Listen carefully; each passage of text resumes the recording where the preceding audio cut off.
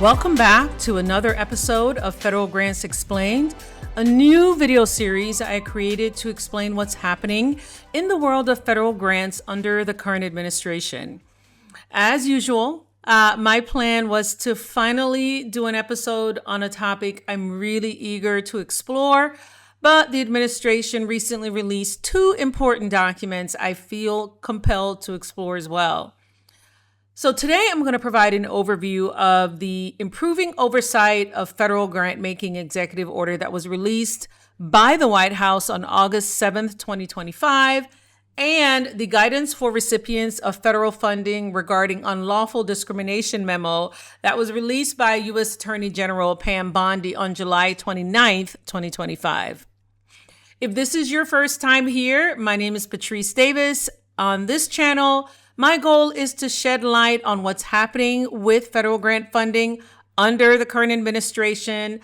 So I'm covering funding freezes, grant cancellations, agency shutdowns, and changes within the agency, how the federal workforce reduction will impact how grants are announced, awarded, and monitored by federal officials, and yes, how new and relevant federal policy that are announced will, impact federal grants. So whether these are executive orders or cabinet level memos, we're going to take a deep dive into those as well, if they do in fact have an impact on federal grants. When possible, I'll feature guests such as former federal employees and other consultants.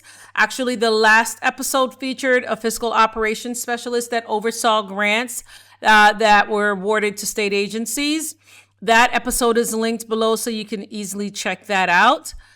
So if this is a topic you find interesting and valuable, please subscribe so you know when the next video is published. In addition to subscribing, please hit that notification bell and share this video if you're watching us on YouTube with others within your organization or professional association who you think will find this information helpful. If you're listening to us on your favorite streaming platform, please share this podcast episode, and of course the entire podcast actually, with your friends and your colleagues that you think would find this content helpful. Before I move on, I thank all of you who have subscribed and shared videos, again, with your colleagues and your friends. Thank you so much. I really appreciate it. I create these videos, as I've shared before, without the help of AI because I think that, quote, long approach helps me really learn and, retain the details about what's happening. But as I'm sure you know, it takes quite a bit of time to prepare each episode. It only takes one click for you, though, to subscribe and another quick click for you to turn on notifications by clicking that notification bell. So please do that for us. I'd really appreciate it.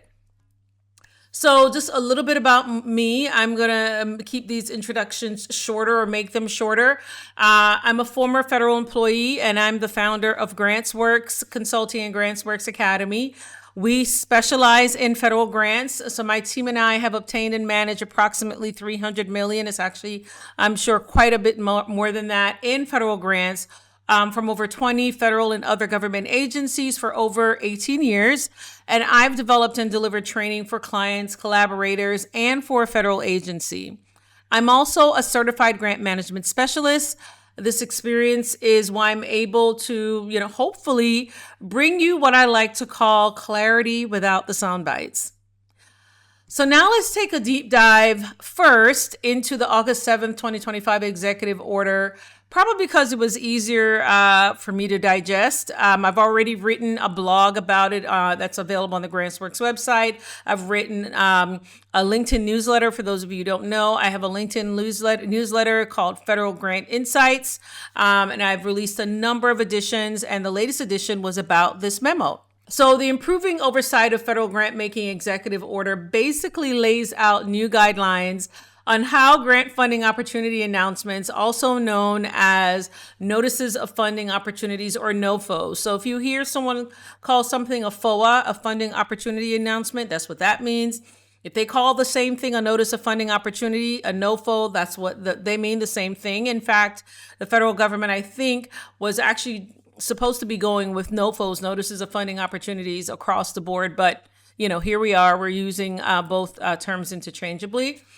But basically, it lays out how new guidelines on how these funding opportunity announcements will be monitored and released, how federal grant applications will be evaluated, and how federal grants themselves, the actual awards, will be awarded through the administration's lens of, quote, agency priorities and the national interest. Hey, so this is the executive order released by the Trump White House on August 7th, 2025. And this is what I'll be taking a deeper dive into for this episode of the podcast. Again, it's called the Improving Oversight of Federal Grant Making. And it lays out, of course, the purpose and definitions and some of the other things that we're going to be talking about, such as considerations for discretionary awards, revisions to uniform guidance, implementation and termination clauses, just quite a few of the details that this memo laid out and that I actually summarized in a LinkedIn newsletter, and actually was the last episode, the last edition of a LinkedIn newsletter that I have, and also a blog on the Grants Works website. So this is the executive order. Just wanted to show it for you guys so you can see it with your own eyes. And then, as I explain some of what's been proposed in the executive order, it will all, come together, hopefully, in a more clear picture for everyone. So here's what the EO says will happen before a notice of funding opportunity is released. Number one, each grant-making agency head will have to appoint a senior appointee who will be responsible for creating a process to review new notices of funding opportunities and to review discretionary grant awards to ensure consistency with agency priorities and the national interest. The new process will, number one, involve a coordination with the Office of Management and Budget, which is an office within the Executive Office of the President. And that's very important. It will require that new grant notices of funding opportunities are reviewed by designated subject matter experts or SMEs when possible and appropriate. By the way, this is already the case, so that's not new. Anything that the executive order lays out that's not new, already a regulatory requirement or just standard agency SOP. I'm going to lay that out here, so just want to make sure you're aware. Number three, they want to result in all notices of funding opportunities and forms to be, simplified in plain language and minimize the need for legal and technical expertise in drafting an application. Again, this is one of those details that was already required and laid out in uniform guidance. Plain language requirements has been around for some time as well, but just wanted to point that out. They also aim to reduce redundancy by cross-checking with other agencies. They want to ensure subject matter expert review to be undertaken for scientific research, discretionary awards by a grant review panel, federal official, or outside expert review. Actually, all three of those groups of folks are already involved in scientific research discretionary grants. Again, this is a standard practice. And as I noted in my blog and in the LinkedIn newsletter, all you have to do is go check out the CDC and or the National Institutes of Health's, panel review or peer review process. Both of them have very detailed pages laying that out. You can certainly find out what that entails. And of course, they want to include a pre-issuance review of discretionary awards. Again, another one of the details that's already in place. The difference, though, is that now the review will include that senior appointee. They want to ensure that notices of funding opportunities will not be issued without prior approval from the designated senior appointee. And this is where it gets really interesting, for me at least, is that they allow those senior appointees to use their independent judgment. And they do not need to ratify or defer to the recommendations of others. And so that's what stuck out for me. So what does this mean? Essentially, this is an oversimplification, but I'm just trying to, summarize it, but it's a simplification, but pretty accurate. Essentially, federal funding announcements, whether they're, again, whether you call them notices of funding opportunities or funding opportunity announcements, will now be viewed through a political purity lens, right? Yes, previous funding announcements during previous administrations reflected a party's policy position, such as President Biden's Justice 40 initiative, and yes, responses to applications to those notices of funding opportunities or funding opportunities that included Justice 40 initiative requirements or required adherence to DEI requirements. Those were, of course, also integrated into federal funding announcements as well. By the way, just in case you don't know what the Justice 40 initiative is, President Biden's Justice 40 initiative was launched to direct 40% of the overall benefits of certain federal climate, clean energy, affordable and sustainable housing, and other investments to flow to disadvantaged communities that are marginalized by underinvestment and of course, overburdened by pollution. So I wanted to show you a quick video about that. I recorded a quick video about it. You can take a listen to it here. Well, I am on the White House archives page. So I wanted to provide a brief explanation about the Justice 40 initiative. It's one of the topics I'm so eager to jump into. So just so you know, the Justice 40 initiative, just to make sure you guys are aware, first of all, it was called a whole of government initiative, where the previous president, President Biden, the goal was to commit 40% of the overall benefits of certain federal climate, clean energy, affordable and sustainable housing and other investments flow to disadvantaged communities that are marginalized by underinvestment and overburdened by pollution. So this was outlined in President Biden's Executive Order 14008. And just wanted to make sure you all saw what this was. You can go ahead and look up the executive order yourself. So some of the investments that fall within the Justice 40 initiative included climate change, clean energy and energy efficiency, clean transit, affordable and sustainable housing, training and workforce development, remediation and reduction of legacy pollution, and the development of critical clean water and wastewater infrastructure.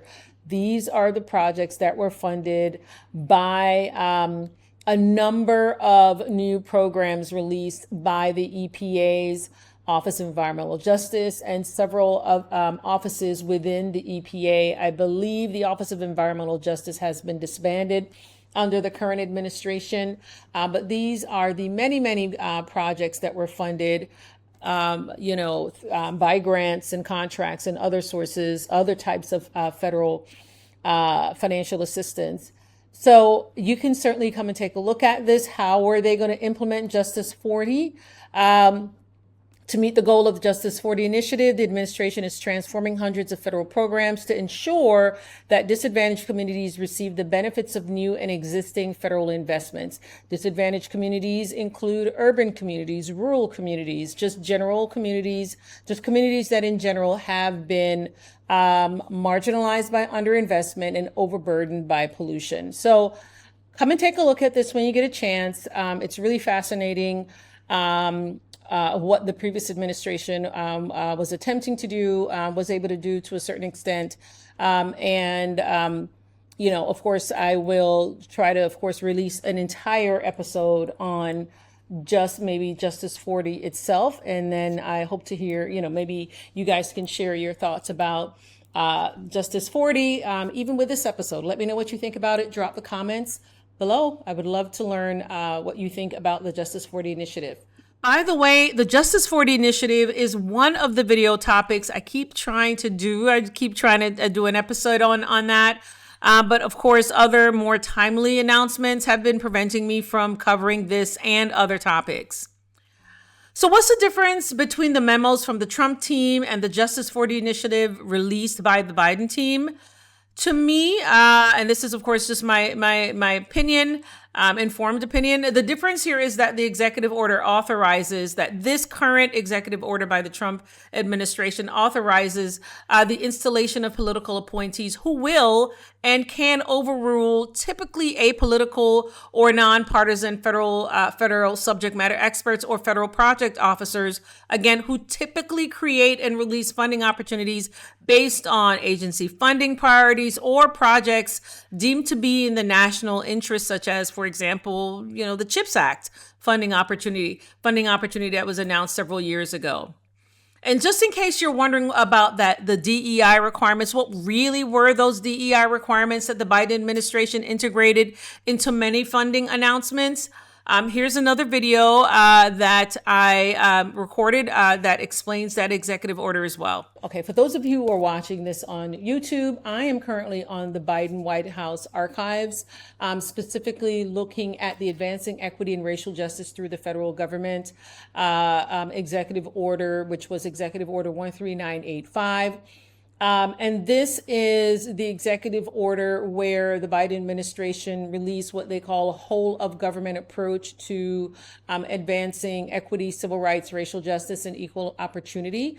Specifically, they note that the president's order emphasized the enormous human cost of systemic racism, persistent poverty, and other disparities, and directed the federal government to advance an ambitious whole of government equity agenda that matches the scale of the challenges we face as a country and the opportunities we have to build a more perfect union.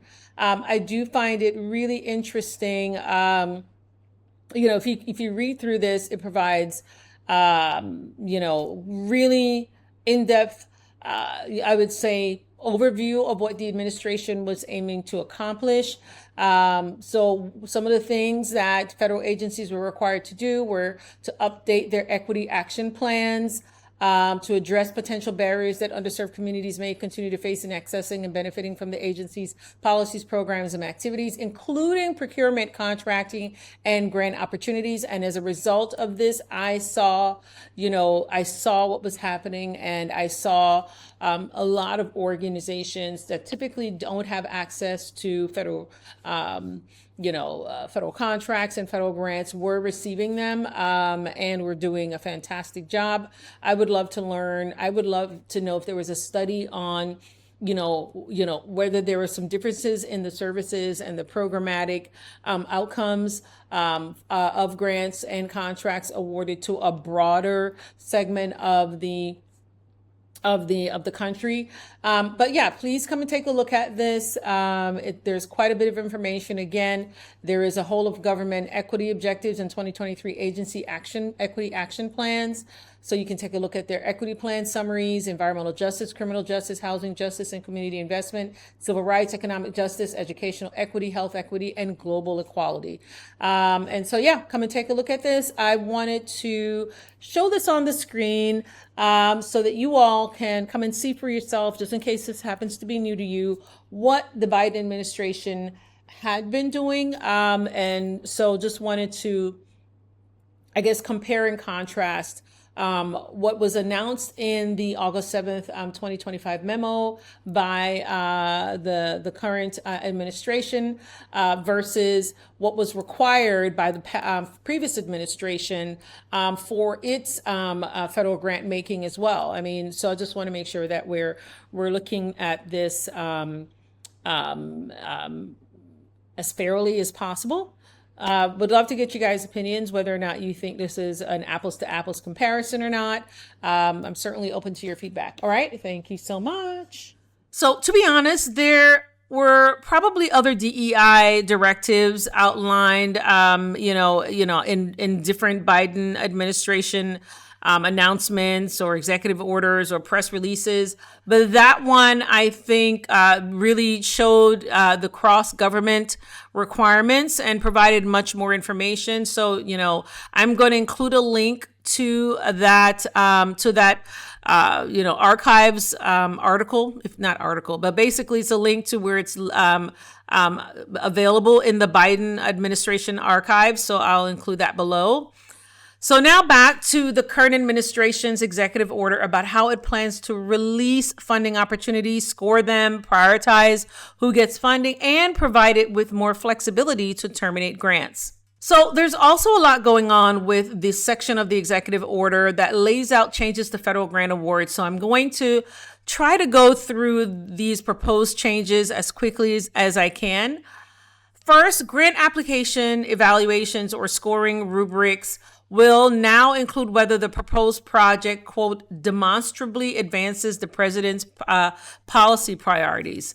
Second, discretionary awards are not to be used to fund, promote, encourage, subsidize, or facilitate the following: racial preferences, deviation from the sex binary, illegal immigration, and, quote, other initiatives that compromise public safety or promote anti-America values. I do want to point out that they say other initiatives that compromise public safety or promote anti-America values. The other three items that are considered initiatives that compromise public safety or promote anti-America values are racial preferences, deviation from the sex binary, and, of course, legal immigration. In addition, the executive order states that there will be preferences for institutions with lower indirect cost rates. The new process aims to broaden the recipient pool rather than providing awards to repeat players. Amen to that. I absolutely agree with that. That awards must include clear benchmarks for measuring successes and progress toward relevant goals. This is already the case for federal grants. Applicants should commit to complying with administration policies, procedures, and something it calls gold standard science. And in that blog, I actually described what gold standard science is according to the administration. I'm not going to go into that here.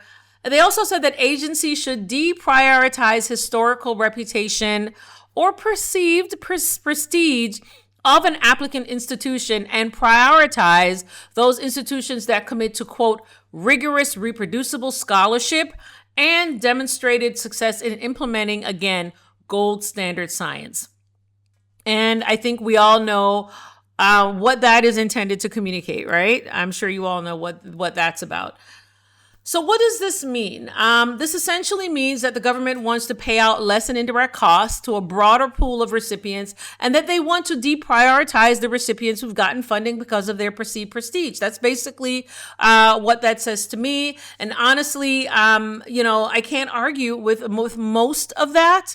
However, one thing to note, and I've spoken with previous clients who are universities and other contacts at universities, there are a lot of university administrative and other staff whose positions have been eliminated or will be eliminated if their universities are forced to adhere to a 15% de minimis rate. Some universities have negotiated indirect cost rate agreements at 50-something percent, 56.5%, I think I've seen 60-something percent. I haven't seen them as high, but I've seen them very, very high over a number of years. And of course, there are other facilities and administration costs that will be cut at these universities, again, if they're forced to stick with a 15% de minimis rate. So now on to what the executive order proposes for federal grant applications. For those of you who are not aware, uniform guidance, which is codified at 2 Code of Federal Regulations, 2 CFR 200, is the primary guidance that federal grantees must adhere to. And according to the August 7th executive order, uniform guidance and, quote, other relevant guidance will be modified to streamline application requirements, require all discretionary grants to permit termination for convenience, and include limitations on the use of discretionary grant funds for facilities and administration costs. Again, those F&A costs. Agency heads are asked to review standard grant agreement terms and conditions and report to the OMB, specifically to the OMB director. That's our guy, Russell. Oh my gosh, I should know his name because I do plan on doing an episode on him as well. Vout. Russell Vought, I think is his name. Anyway, they need to report to the OMB director whether the agency's standard grant agreement terms and conditions permit termination for convenience, and if not, insert certain provisions and permit termination based on the national interest. Agency heads are also asked to, 1, summarize the number of active awards and those that contain the termination provisions noted above. Number 2, revise those terms and conditions to the extent permitted by law of existing discretionary awards to permit termination for convenience, or if the award no longer advances agency priorities or the national interest. Number 3, they're asked to ensure that these terms are included in all future discretionary grants and revise all applicable regulations to ensure inclusion of those terms. Number 4, prohibit grantees from conducting drawdowns without authorization from the agency. And 5, require grantees to provide specific written explanations of each drawdown request. Again, so what does this mean? Basically, the administration wants to make it so that termination for convenience or termination because the award no longer advances agency priorities or the national interest are allowed across the board. And they want to enshrine the April 2025 rollout of defend the spend requirements. What's defend the spend, you may be asking? It's a new process where grantees must now include a brief written description of why they're drawing down funds from the federal government, and an agency official must review that written justification before permitting the drawdown or authorizing the drawdown or approving the drawdown. And that, in a nutshell, is what federal grant applicants and grantees should expect. They are now required to ensure that what they submit for funding meet, quote, agency priorities and the national interest, and, quote, are able to demonstrably advance the president's policy priorities. And yes, if they have a NICRA that's above the 15% de minimis rate, they are asked to, or actually encouraged to factor in a lower indirect cost into their budget in order to be more competitive. Again, so imagine you have a negotiated indirect cost rate agreement between your organization and your cognitive agency and all the other federal agencies that are typically required to accept your NICRA, negotiated indirect cost rate agreement. And now after months of preparing your NICRA proposal and whatever negotiation happened between you and your cognizant agency, you finally have a signed agreement saying that you can, charge a, let's say, 34% indirect cost rate agreement. You can put that in all of your grant applications. And federal agencies are required to honor that 34%. And now, in order to be more competitive for federal grants, you are required to limit your indirect costs to 15%. I'm not saying this is good or bad, guys. I'm just trying to lay out the scenarios that a lot of federal grantees are having to face. But yeah, they'll have to factor that into their budget in order to be more competitive. And then once funded, they cannot use the funding to, of course, to promote, encourage, subsidize, or facilitate racial preferences, deviation from the sex binary, illegal immigration, or, quote, other initiatives that compromise public safety or promote anti-America values. Also, their awards can be terminated for convenience or because the award no longer advances agency priorities or the national interest. So I do want to point out one of the things that we did at Grants Works is we looked at a number of federal laws that currently govern how federal grants, federal financial assistance are managed by federal agencies.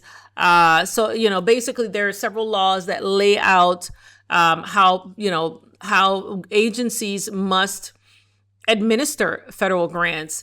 I can't remember some of the names now, but these are laws that I lay out in one of the training programs that we've created. And so we decided to take a deep dive to find out where there may be some discrepancies.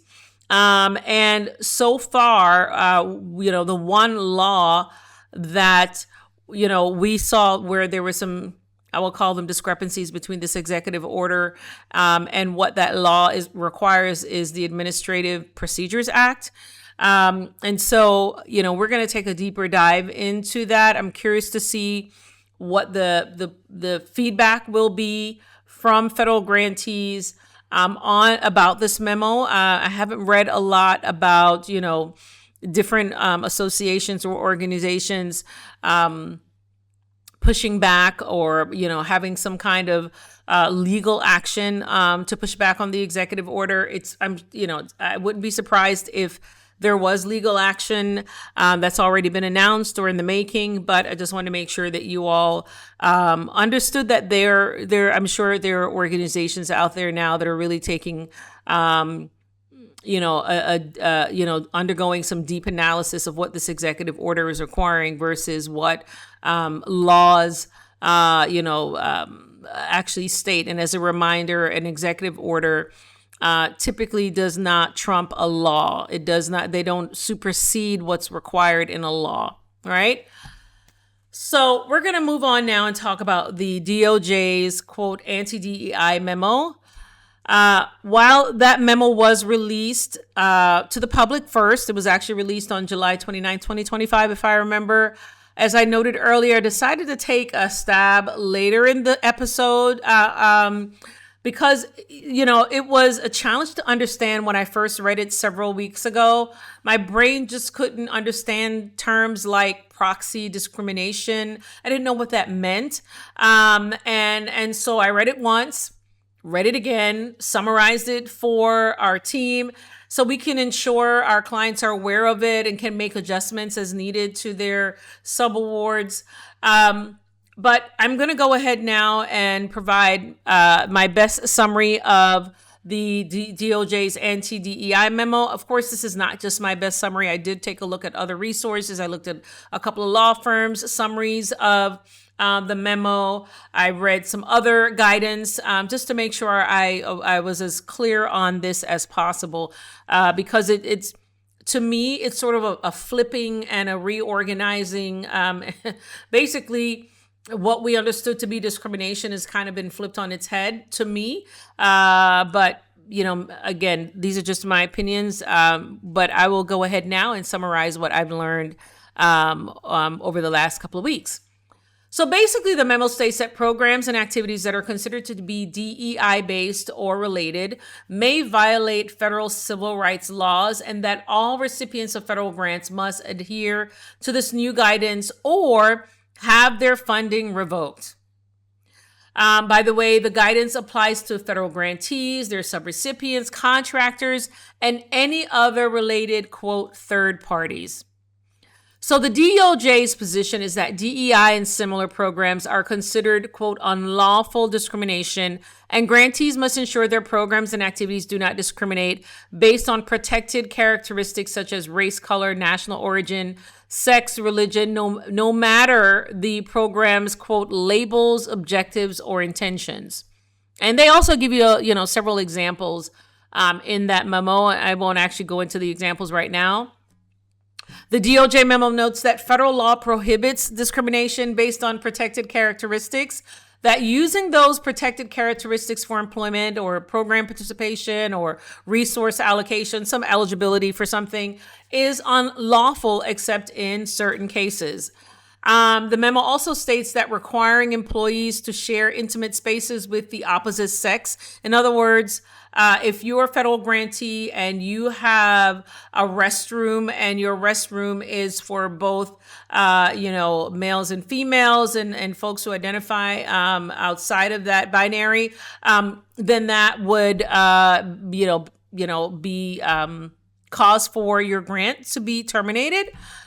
So again, the memo also states that requiring employees to share intimate spaces with the opposite sex or allowing men to compete in athletic competitions in a women's athletic competition would be typically unlawful. And I put that in quote, it's actually in quotes, quote, would be typically unlawful.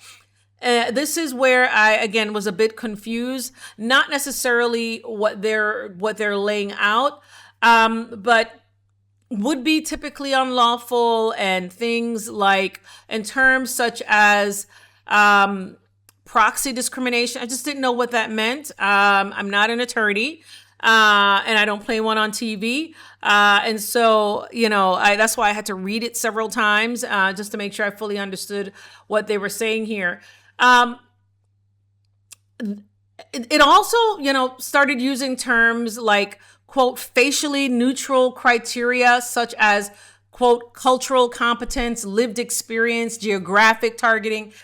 Basically, they're using these criteria, these terms that are typically used to, let's say, isolate or identify a certain racial group or ethnic group. And they're saying, all these facially neutral criteria, on their face, they seem to be neutral. But if you're using them as proxies for protected characteristics that violate federal law, if it's used to give those people with protected characteristics an advantage or disadvantage, that's also problematic. The memo also lays out several examples of, quote, unlawful practices that could result in the revocation of federal funds, and it provided 9 recommendations of best practices, right? So some of those 9 recommendations included, and I'm only going to give you 4. 1, you need to ensure that inclusive access to workplace programs, activities, trainings, and resources to all qualified individuals, regardless of protected characteristics. You need to base selection, and I should say federal grantees need to base selection of candidates on specific measurable skills and qualifications directly related to job performance or program participation. Number 3, they need to scrutinize neutral criteria for proxy effects. This, again, is where I was starting to blank out, but I was like, Patrice, keep reading, you'll get it. Scrutinize neutral criteria for proxy effects to ensure such criteria does not result in preferential treatment based on protected characteristics.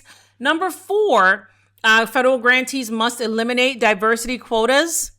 And number 5, I actually have 5 of the best practices that they recommended. And number 5, and extremely important, federal grantees must include non-discrimination clauses in contracts and monitor compliance with such clauses. So that tells me a little bit more also about, a federal grantee and any subrecipients and, how they'll need to modify their subrecipient monitoring practices to make sure that they are adhering to this new requirement. And finally, and also very, very important, federal grantees or their third parties may violate the False Claims Act if they certify compliance with anti-discrimination laws while knowingly, and this is where it gets very interesting, or with reckless disregard or deliberate ignorance, engage in programs or adopt policies that assign benefits or burdens based on protected characteristics. So why is this so important? What does this mean? I'm sure there's much more to it from a legal point of view, but I'm thinking about it again from a federal grantee's perspective. That's because false certification occurs when a party makes a claim knowing it does not meet a statutory, regulatory, or contractual requirement and still submits a claim for payment to the government while failing to disclose its noncompliance. In other words, and this is the way I understand it, and you all that may be attorneys, my understanding is if you're a federal grantee and you decide that, hey, I'm going to conduct a drawdown, I'm going to draw down funds from this federal grant, but you haven't double checked to make sure that, you are not potentially violating the False Claims Act, or your subrecipient or contractor or some other third party are not violating the False Claims Act, that, basically you could be, potentially non-compliant if you haven't done that. And again, this is important. Again, if you certify compliance with anti-discrimination laws while knowingly, quote, or with reckless disregard or deliberate ignorance. In other words, you can do it and know that you're doing it, or you don't know that you're doing it because you're ignorant, right? They call deliberate ignorance. So it's a very interesting, and I'm looking forward to learning more from again, legal analysts, from other grant consultants, compliance consultants, and just to, make sure that we are advising our clients accordingly. But I'm going to keep going on because, there are certain things that I'm very aware of as a person who's managed a number of federal grants. So I'll keep going on. So according to, a website, the Foley, there's a big, basically Foley and Lardner website. There was a law firm that had a really great breakdown on this. FCA, False Claims Act liability, also hinges on showing that the false certification was material to the government's payment.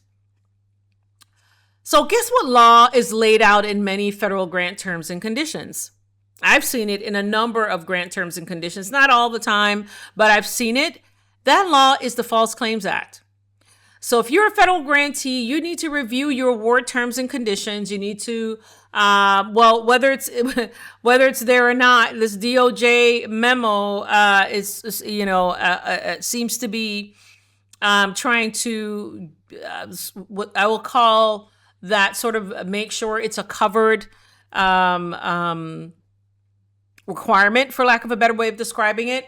But again, if you're a federal grantee, you need to review your award terms and conditions.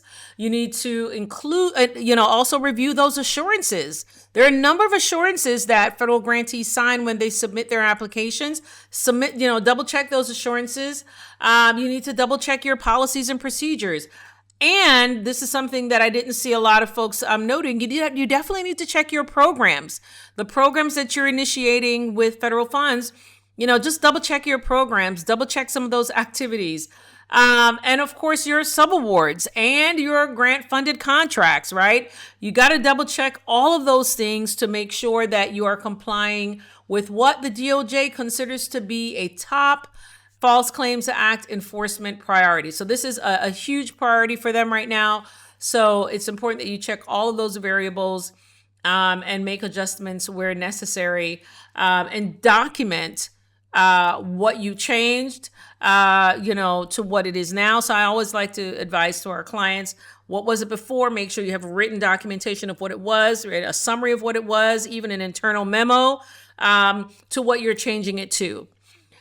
So if you want to learn more about the DOJ's anti-DEI enforcement efforts, definitely also check out its May 19, 2025 press release announcing the establishment of the Civil Rights Fraud Initiative, where it notes that, quote, violations of the False Claims Act can result in treble damages and significant penalties.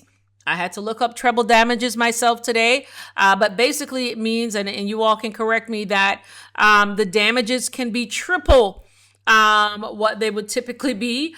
So they're really, really going in on enforcing this. And this is a very, very interesting.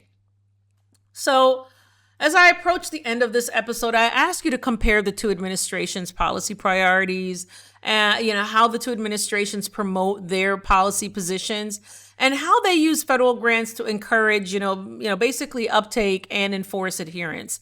I think it's just really good for us to take a look at what both administrations were trying to, make become a reality by using federal grants as a way to, again, encourage uptake and enforce adherence. So that's the end of this episode of Federal Grants Explained. If you found this episode valuable, please do 3 things. Number 1, press that like button. Number 2, subscribe and share it with your friends and colleagues. And number 3, again, if you're listening to us on a podcast, on your favorite streaming platform, please give us that 5-star rating. Really appreciate that. If there's a particular topic you'd like me to cover or something you'd like to add that I didn't cover, or even something I misreported or misrepresented, please drop it in the comments. I am open to, and I do read your feedback. Okay. So just a little bit more about GrantsWorks. GrantsWorks is a grant consulting firm based in Atlanta, Georgia, that supports our clients as they find, obtain, manage, and comply with federal grants. We help our clients identify compliance gaps, manage their grants, monitor and modify award budgets, set up financial management systems, prepare and submit reports, develop required written policies and procedures, something we do quite a bit. We help them become audit ready and train their teams. You can learn more about me and GrantsWorks in the details below. Also, check out the links in the description below to learn more about GrantsWorks Academy, including the Federal Grant IQ Training Series. It used to be called the Federal Grant Funding and Management Training Series. It is now the Federal Grant IQ Training Series. We filed for trademark protection. We now have an official brand name for our training program. For that particular training program, one of multiple. This particular training program, the Federal Grant IQ Training Series, is a 3-module, video-based, highly rated training program that helps you better understand federal grants, how they're awarded, about some of the systems used by federal grantees, and about grantees' audit, reporting, record retention, monitoring, and budgetary responsibilities. I also linked to some of the resources and articles I used to prepare for this episode, so you can check them out for yourself.